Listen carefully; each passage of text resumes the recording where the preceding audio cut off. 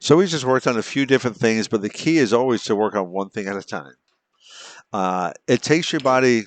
I know this sounds crazy, but usually within 3 to 5 shots of a different thought, your body will start to figure out like what you mean and what you want, which is not many shots when you think about it. Now, once you do something differently, it might take your body another 5, 10 shots to figure out what to do with that change. But bodies are super smart. They figure things out super quickly. It's pretty amazing, actually. Okay. So we didn't change your setup, but we first worked on hold the ball steady through step one because you weren't really trying to push on one anyway.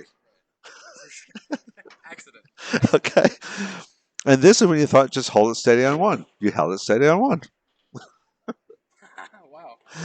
And just doing that, and we didn't work on anything else yet, it just kind of calmed your beginning down. You felt a little bit less rushed and you had better balance almost immediately. You had much more stability. I didn't see hardly any shots you had to shimmy or slide for to hold your balance. And you didn't even try. For sure. Okay. All right. So that's pretty good. Did another one of those. That one you moved a little bit. I'm being super picky. Yeah, But I the hear you. kind of the tell is you don't see any shirt behind your elbow here. At the end of step one, I see a little bit of your shirt. Now that's way less shirt than the first shot. Okay. Again, very solid at the line. Okay. All right. Then we start to play with the timing a little bit. Not the timing of the push, but pushing a little bit slower. And as we tried to change your timing, your body started to catch on super quickly what we were trying to do. And it started to make your step 2 and 3 a little bit bigger to allow you time to have the ball where it's used to. Okay. And that's why I said a little bit slower push. So I said it's going to feel like it stays above your waist a little bit longer before it drops. Okay. But you can see as we kept working on the time of your body, it started to alter your lower body, where your first step got bigger and 2 and 3 got a little bit bigger. Okay. Then we worked some shots on the feeling of shortening your steps up. So this one here, I said really small steps. Okay. 1 and 2 were really small. 3 got a little bit big. Uh, but that's just your body wanting your ball there on step 3. You see how this arm is almost parallel? Usually, a two-hander with a push, this arm would have a little angle down, so the center of the ball would be more about there. Okay. So then we worked on the feeling of a smaller 3, and that is a smaller 3. Okay. Now 1 and 2 got really small there. Right.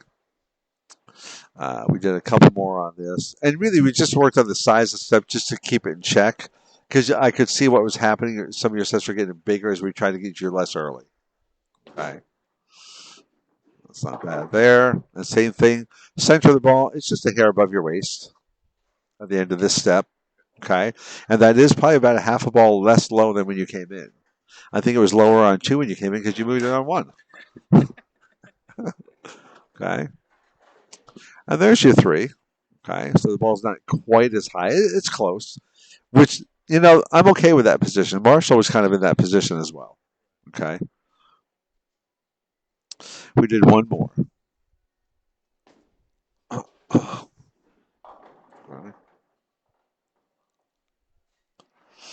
And that's where you did have that little bit smaller 3. So the ball's not quite as high. If I just compare that to 2 shots before that, and I get you to your step 3. Okay. I'll go one more. Kind of right in between clicks a little bit. Let me try another shot here.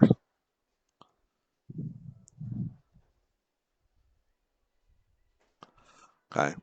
I got the back foot the same. The ball is higher on the right than on the left. Okay.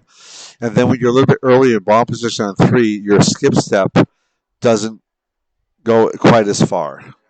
Okay. So you see the 4 step is just a reaction to get you back in time. So that does what it has to do. Okay. But this one is pretty good, I think. So kind of just monitor your step 3 size. Okay. All right. Now, the more complicated thing we worked on was swing direction. Okay. Uh, let's go to some of these shots here. So I had you feel like it was going to come in a little bit more on the way up. Okay. And this is where I said I feel like it loops in at the top. And I see your face to the right of your ball right there. And then you can see from here down it's straight. Okay. Now, when you first have a straighter swing and you redirect, you're going to miss your break point to the right. Kind of miss your angle to the right. Okay. We did change your left hand position to get the wrist more over. Okay. And this is the first one where we did that. And it allowed you to be more in the center with the left hand, but allowed your right hand to be more on the end. Compared to when you came in today, your left hand was more in at the top of your swing, which means your right hand go more out. I know that sounds backwards. Yeah. Okay. Okay. But even there, look, your ball's to the right of your face on the right. I see your face to the right of the ball on the left. So there's less redirection. Okay. We did a couple more of those. And this one here is really a pretty good one. This is where I said, I feel like your ball comes in more on the way up. Okay. I see your ear. Okay. Your right hand's in a better position because your left hand's in a better position. And it might have bumped out an inch or so there. I still see your face. I don't see your ear anymore. But that is better. Like even coming down, it's still left of your face, like halfway, right? If I pull up that original shot again, you see it came in that little bit, but not much. And then it bumped out. Your ball went right of your face. And you're trying to swing the ball. So even there, the ball on the left is more inside than the ball on the right. If we go up a little bit here, you'll really see the difference. That's a good difference. Yeah. Okay. So changing your left hand, keep your right hand in a stronger position. Okay. And there's less redirection now because your swing's already tucked in. Right. It's actually tighter on the left than on the right. But see how there's more of a gap between the two arms on the right compared to the left? That's because I changed your left hand position. And that's why you kind of thought like, it's away from me. Okay. Yes, exactly. Okay.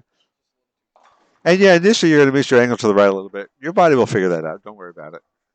Okay. But that's the thing. A lot of people will make changes and they make a couple bad shots like, I can't do that. The body is smart. It will figure it out. But it takes time to figure it out. Okay. Yeah. Yeah. And something like the redirection thing, from my experience, 10 or 15 shots of having a straighter swing, your body will figure like, oh, good, I don't have to redirect anymore. Yeah. Yeah. And see, that's just a little bit straighter swing. Okay. It just stayed in longer. It didn't bump out. You didn't want to bump out anyway. Okay. All right. Excellent job. All right. Let's stop recording here. And the goal of working on this stuff is more consistent angles. Okay.